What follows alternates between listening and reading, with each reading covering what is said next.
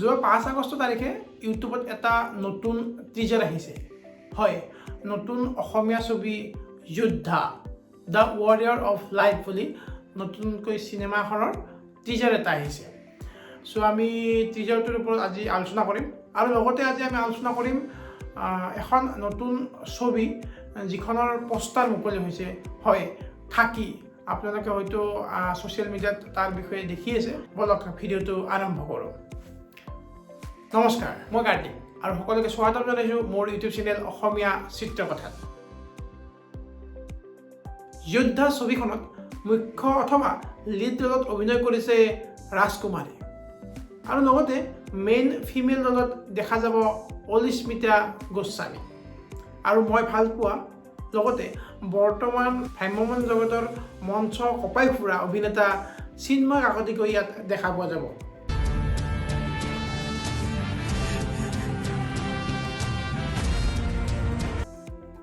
ছবিখনত মিউজিক দিছে অসমৰ হাৰ্টথ্ৰব জুবিন গাৰ্গক আৰু জুবিন দাক তাৰ এটা গানত মঞ্চত অভিনয় কৰা আমি দেখা পাম যেন লাগিছে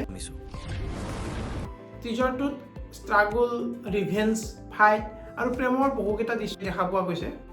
মিচিকিয়া দুচকুৰে শীৰ্ষক গীতটোৰ দৃশ্যগ্ৰহণ বহুত ভাল হৈছে মুখ্যতঃ ৰাজস্থানত দৃশ্যগ্ৰহণ কৰা গীতটিৰ চিনেমা ফটোগ্ৰাফী আৰু কিছুমান চিন দেখিবলৈ উৎকৃষ্ট লাগিছে আৰু তাত কণ্ঠ প্ৰদান কৰিছে জুবিন গাৰ্গে বৰ্তমান অসমীয়া ছবি জগতত যিটো ধাৰা আহিছে যিটো ট্ৰেণ্ডৰ মাজেৰে অসমীয়া ছবি অসমীয়া চিনেমা হলত চলি আছে আৰু মানুহে যেনেকৈ আঁকোৱালি লৈ আছে এইখন চিনেমাকো চাগে মানুহে এনেকৈ আঁকোৱালি ল'ব বুলি মই আশা ৰাখিছোঁ টিজাৰটোত বহুকেইটা দৃশ্যতে ফাইটিং চিন দেখাইছে যদিও ইমান উৎকৃষ্ট হোৱা বুলি মই মোৰ দৃষ্টিভংগীত ক'ব পৰা নাযায় তথাপিও এইটো এটা জাষ্ট টিজাৰ হয় চ' আশা কৰোঁ চিনেমা হলত ইয়াতকৈ ভাল চিন আমি দেখা পাম বুলি আশা থাকিল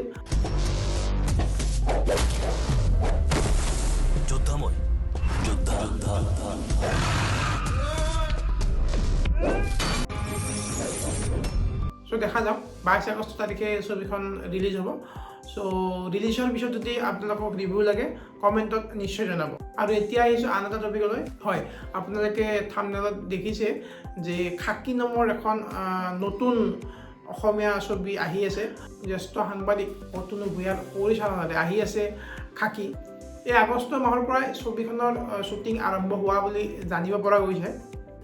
কেইদিনমান আগত হৈ যোৱা সংবাদমেলত অতনু ভূঞাই জনায় যে এই ছবিখন এখন ৰাজনীতিক থ্ৰিলাৰ হ'ব অসমৰ প্ৰশাসন আৰু অসমৰ ৰাজনীতিক এই ছবিখনত বিশেষকৈ গুৰুত্ব দিব যেন লাগিছে যোৱা 2 দশকৰ আগৰ পৰা এই ঘটনাটো টাইমলাইন হ'ব যেন লাগিছে ইয়াত এজন মুখ্যমন্ত্ৰী চৰিত্ৰত অভিনয় কৰিব আপোনালোকৰ পৰিচিত অভিনেতা অৰুণ নাথে আৰু এগৰাকী মন্ত্ৰীৰ চৰিত্ৰত অভিনয় কৰিব জাহানাৰা বেগমে হয় এইখিনি তেওঁলোকে জনাইছে বৰ্তমানলৈকে এই ছবিখনত 200ৰো অধিক শিল্পীয়ে অভিনয় কৰিব বুলি জানিব পৰা গৈছে 2026 চনৰ বহাগ বিহুৰ পূৰ্বে এই ছবিখনক মুক্তি লাভ কৰিব বুলি জনাইছে চ' আজিলৈ এৰিছোঁ আশা কৰোঁ আপোনালোকে ভিডিঅ'টো চাই ভাল পালে আৰু কমেণ্টত মোক ইয়াৰ বিষয়ে নিশ্চয় জনাব লাইক শ্বেয়াৰ কৰিব ভিডিঅ'টো আৰু চেনেলটোত যদি নতুনকৈ আহিছে ছাবস্ক্ৰাইব কৰিবলৈ নাপাহৰিব চ' আজিলৈ এৰিছোঁ ধন্যবাদ জয় আই অসম